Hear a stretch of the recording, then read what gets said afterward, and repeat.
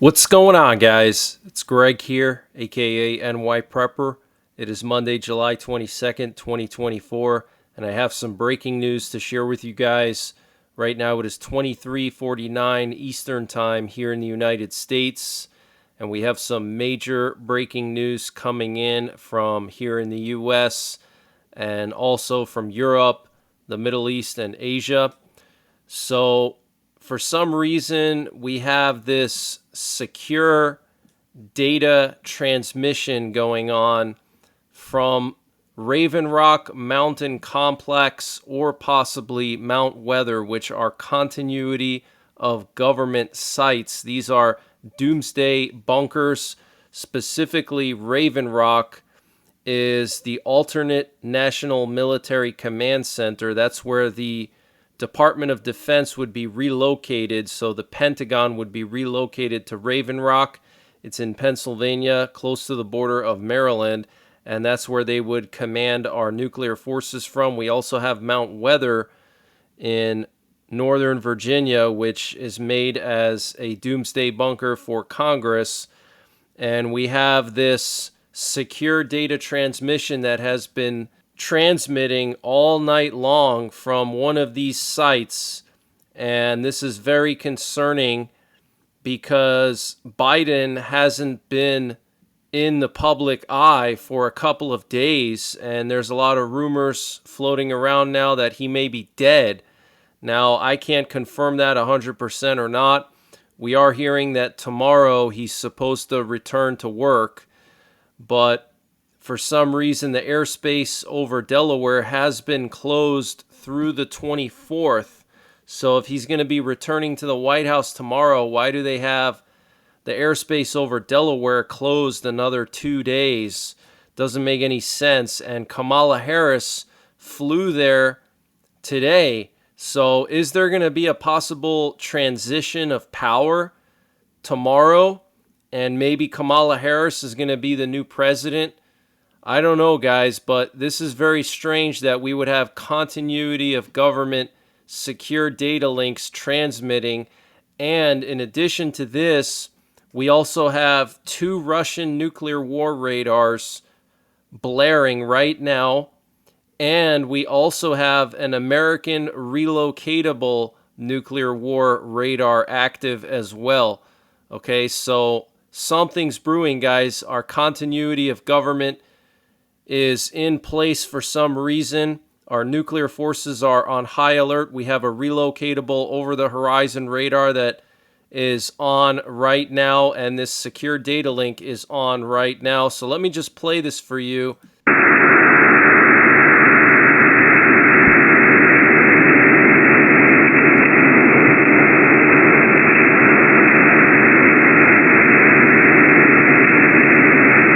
So it doesn't sound like much, but this is an encrypted transmission from one of our continuity of government sites. This is a STANAG transmission. And so something's going on with one of our continuity of government bunkers.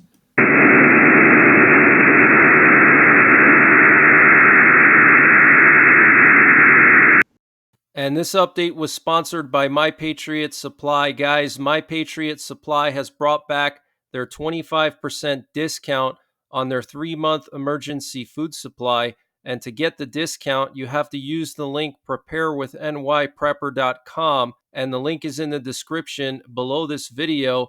And this 3-month emergency food supply has a 25-year shelf life with over 2,000 calories per day, all packed inside of 6 rugged water-resistant buckets. Free shipping is included. The normal price is $800. If you use the link, you'll only pay $600 for 3 months of food with free shipping. So use the link preparewithnyprepper.com to get 25% off of the My Patriot Supply 3-month emergency food supply, and the link is in the description below this video.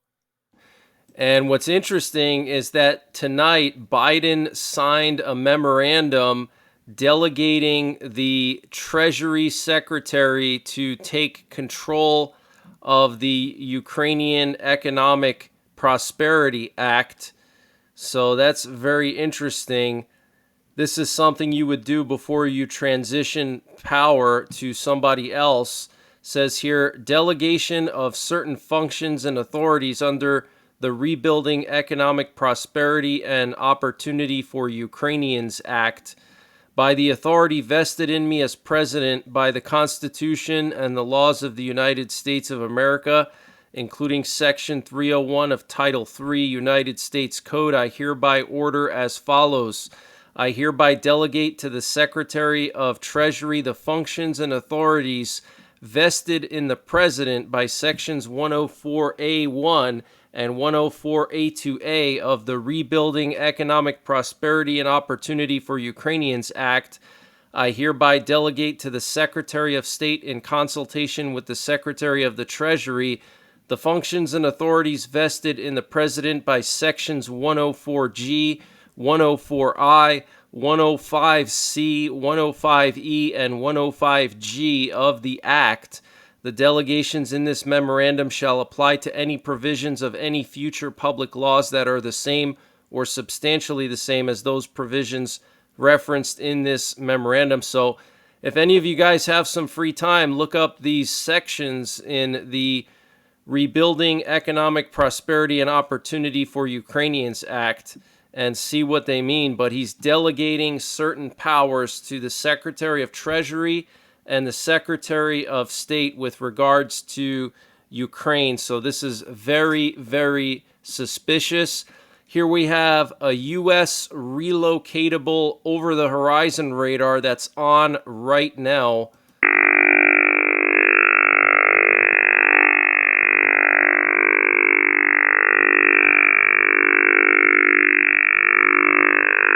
So that buzzing noise is just the interference from the radar, and it makes that noise on a certain frequency. So it's a very powerful radar. It's over the horizon, meant to detect Russian ballistic missiles, intercontinental ballistic missiles, as they launch. And we have 2 Russian nuclear war radars that were on earlier this evening. One is still on, one is stronger, and one is weaker.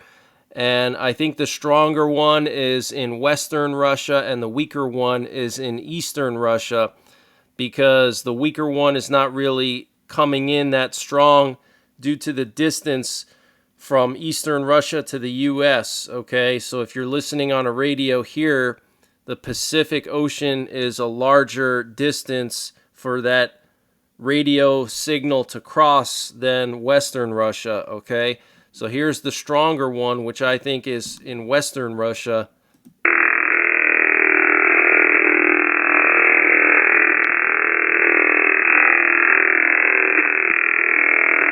This is known as their container radar.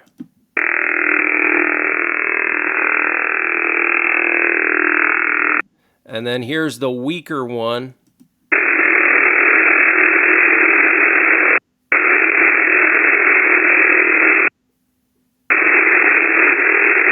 You can barely hear it because the static. I had to lower the squelch all the way down for it to come in, but you can see here on the waterfall how much weaker it is from the other one. So something's brewing, guys. We've also had several KC-46 Pegasus aerial refuelers go out to the Atlantic here off the coast of Cape Cod today and then turn around and come back. They've taken off from McGuire. And just tonight, we had 3 go out to this area here, which I think is the Georges Bank. And then they all turned around and came back to McGuire. And then there were 2 earlier that did the same thing. So this could be bombers, B-52s, B-1s, or B-2s, nuclear bombers going over to Europe possibly. And what they're doing is refueling them on their way out so they have enough fuel. Okay, this is very concerning, unless there's something going on over here and they're refueling something over here. But this is very concerning. We do know that for the first time ever, B-52s are now going to be stationed in Romania. Nuclear bombers will be stationed at Mikhail Kogălnescu Air Base, which is right on the border of Ukraine. And over the weekend, we had two B-52s fly up through Finland and towards the Russian border. And for the first time ever, Finnish F-18s escorted them through Finland. Okay, so things are rapidly escalating. Don't fixate on this election so much. Keep an eye on it. Keep an eye on what's going on with the transitions of power. But don't get distracted by it, because there's a lot of other stuff going on. And at the end of the day, this whole election could just be one big staged event and a big psyop, okay?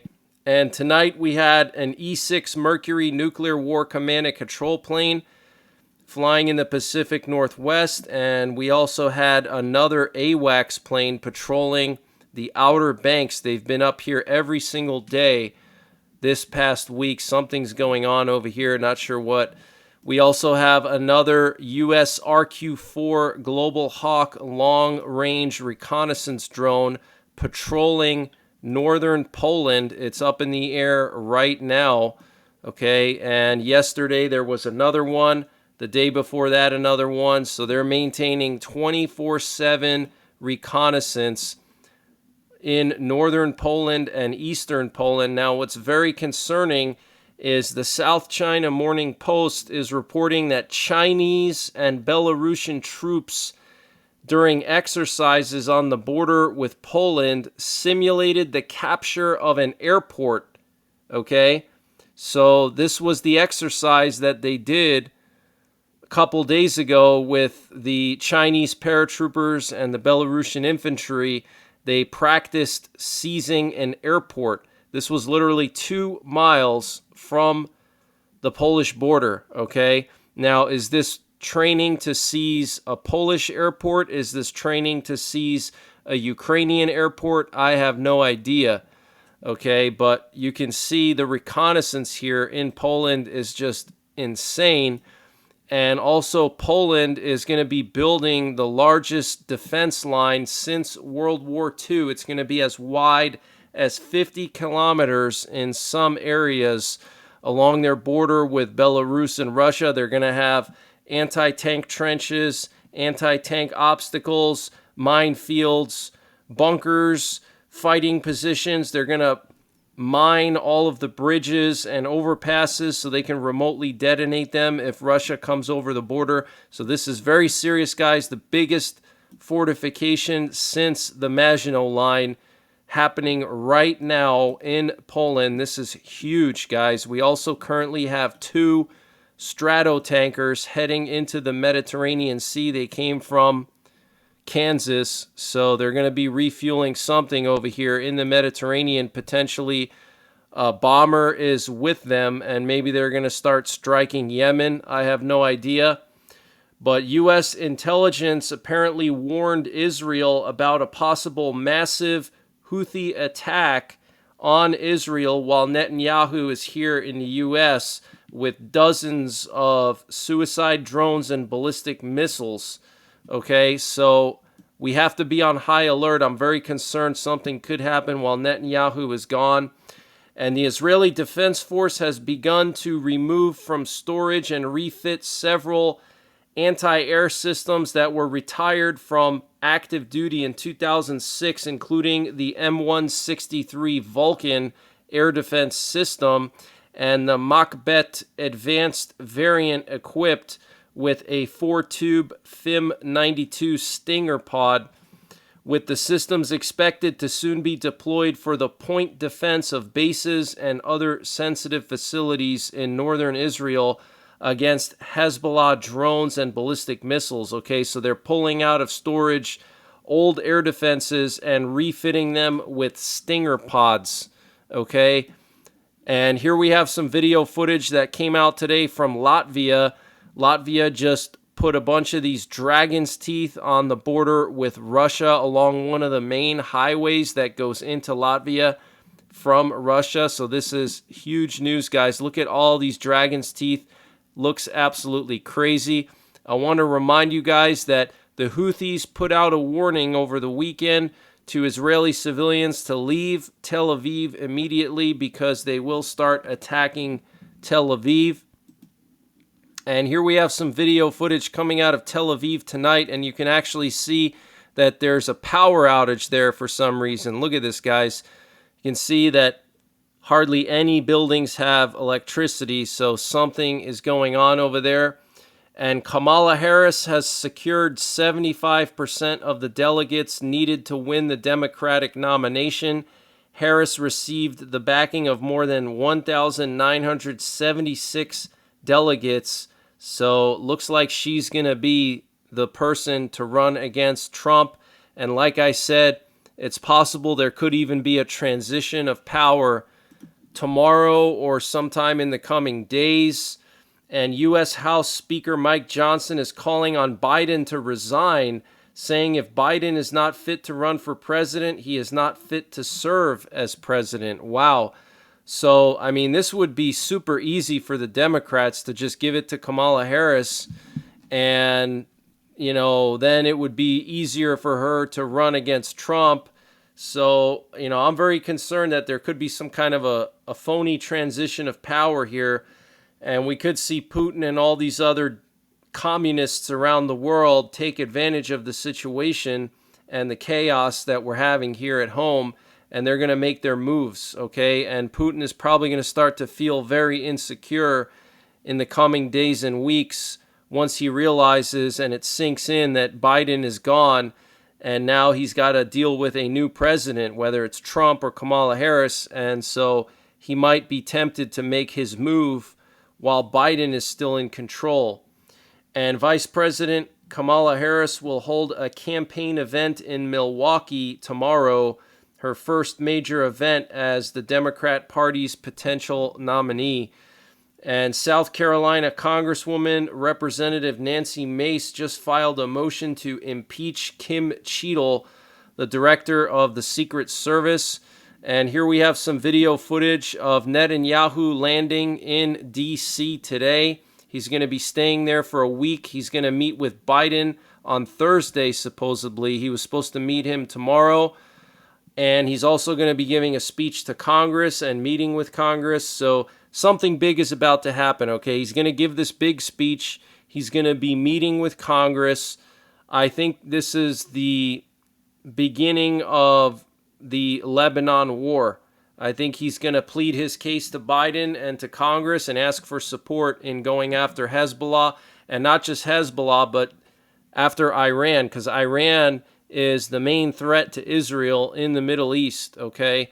So Netanyahu wants to eliminate Iran's nuclear program while he's still young enough and healthy enough to do so, okay? He wants to leave a legacy. He wants to denuclearize Iran and set back Iran's nuclear program several decades to ensure that the next generation of Israelis don't have to worry about a nuclear-armed Iran. That's his number one mission, okay? It's Hezbollah and then Iran. Actually, Hamas, Hezbollah, Iran, okay? All roads lead to Iran.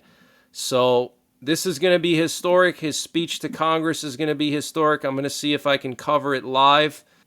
So make sure you're subscribed and make sure you have notifications set up so you get notified when I post these updates and when I go live.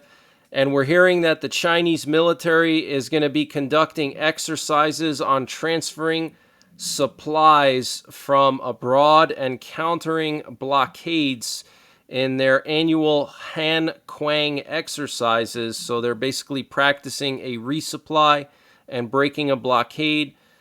And the Australian Navy has successfully tested its new naval strike missile in a major milestone for the nation's military capabilities, according to a statement. Acquired from Norwegian company Koenigsberg, the naval strike missile is the Navy's replacement for their aging Harpoon weapon system. It promises a significant increase in lethality of Australia's naval fleet. Australian Navy Chief Vice Admiral Mark Hammond said. So Australia is getting armed to the teeth by NATO, okay? They're going to get nuclear-powered submarines. They're going to get Tomahawk missiles, which are nuclear capable. Now they have these naval strike missiles. They're doing joint exercises with NATO. So, for all intents and purposes, you can consider Australia basically a shadow member of NATO. Same thing with South Korea and Japan. Okay, so things are really spiraling out of control, and I'm very, very concerned that we could see World War III break out before the election, potentially another pandemic before the election, and potentially another global IT outage. We could see the perfect storm this fall. Okay, so make sure you guys are getting prepared, and I will be back tomorrow with more breaking news. So until then, take care, God bless, and don't forget the 3 P's: prepare, practice, and persevere.